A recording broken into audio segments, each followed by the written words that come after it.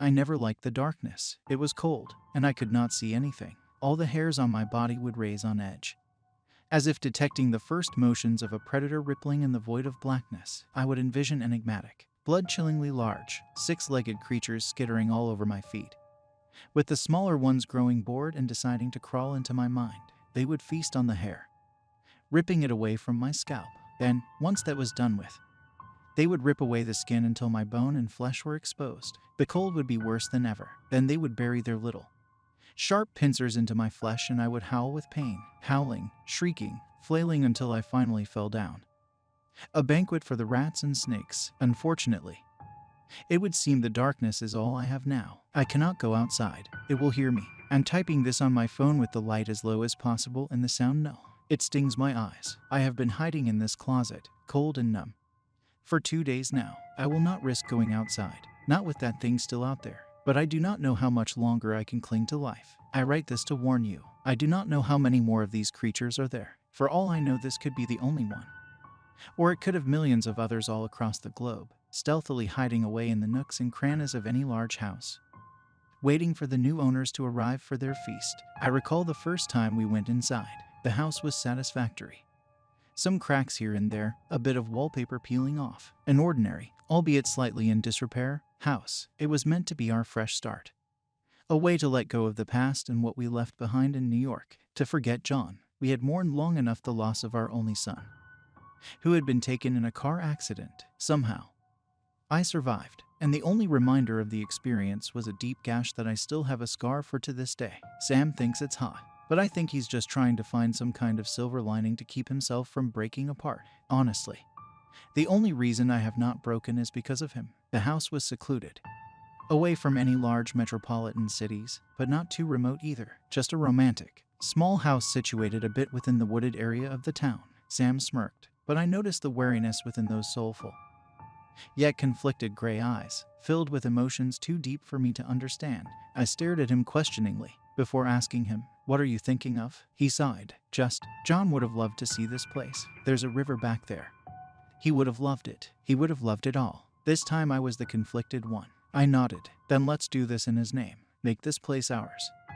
Make it exactly how he would have wanted us to. He smiled. How did I get so lucky to have this guy, of all people, to be my husband? He asked. I smiled, before pulling him in for a kiss. It was not like our other escapades. This time, it was slow, sensitive, all our emotions beginning to pile into one simple message: forget. A few days after we first settled in, that was when things began to go wrong. At first, it was simple stuff. Car keys would go missing here and there.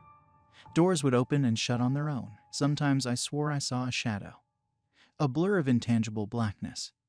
But it was always gone far too quickly to ever truly be taken notice of. I wonder why it had waited for so long. Perhaps it was testing me, checking to see whether I posed any threat. It was a predator, patiently waiting until it was absolutely certain it was safe to begin. I remember that day as clear as the stars in the sky. It brings hot, saline tears stinging across my bloody cheeks. I remember it all. The memories are etched into my mind, a permanent reminder that no matter what I do, I could never save the two people who mattered most of all. I should have spoken up, told him what I was seeing. He never seemed to notice what I saw.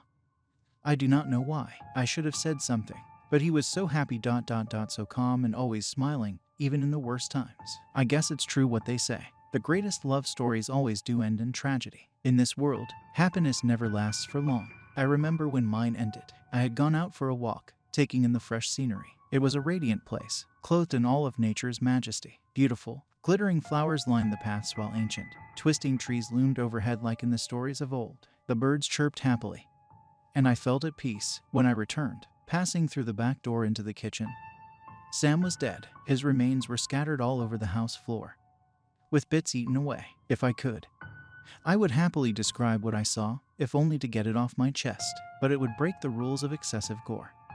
And I need this warning to get to every single person it finds. In short, it was bloody. The house seemed to be drenched in crimson, bathed and washed in it. His skin was torn apart, leaving exposed flesh to decorate the halls. I screamed and reached for the door, only to feel a raking claw grab onto my back. I felt my skin tear to shreds and I shrieked even louder, but no one could hear me. No one. I grabbed the only form of protection I had at that moment, A pocket knife. I drove the blade straight into the flesh of whatever predator was there. It screeched in agony and fell to the floor. I stared at it for a few moments, not willing to move. It was only when I noticed its skin beginning to seal up and its flexible fingers nimbly picking the knife out like a toothpick that I bolted. The front door was barricaded for some reason.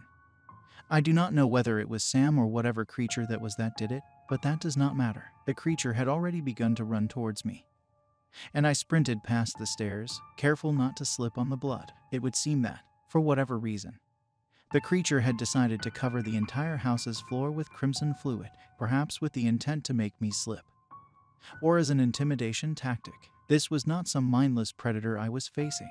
It had been observing for days, preparing a plan. It was intelligent, capable, and most of all, it hungered for blood, not for eating, not for consumption. It hunted because it could. It hunted because it wanted to. It hunted because it frightened me. It wanted my fear.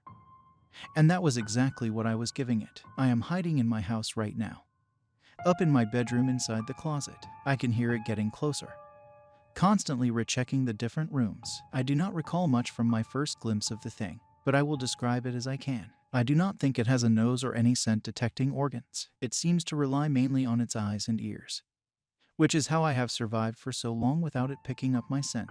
It seems to have some rather extensive healing abilities. Its skin is soft and supple, like real, exposed, rippling flesh. Its eyes are black, soulless holes, and its claws are so sharp I swear they could cut through metal like a knife through hot butter. The only reason I did not die on the first hit was that it wanted me to live. It wanted me to suffer through it. That is my theory. At least, for all I know. It already knows where I am. It just wants to make me suffer, please. I do not know how much longer I can hide in this closet. My stomach's beginning to rumble terribly, and my flesh is wasting away. It's getting closer. Please, someone, I write this to warn you. If you ever find a secluded house within the woods, do not go inside. It could mean the difference between life and death.